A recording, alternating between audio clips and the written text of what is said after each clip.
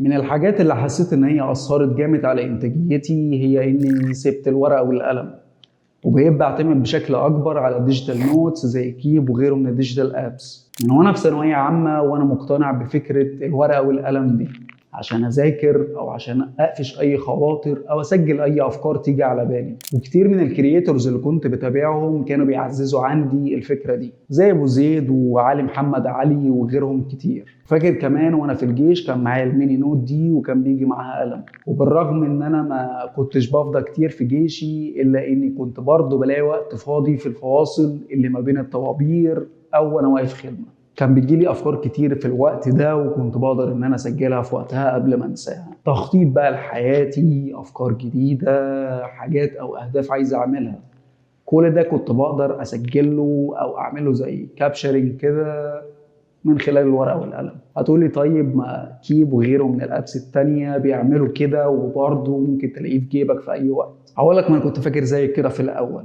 ولا زلت لحد دلوقتي بستخدمه لو عايز اقفش اي خاطره او اسجلها قبل ما انساها لو مش معايا ورقه وقلم.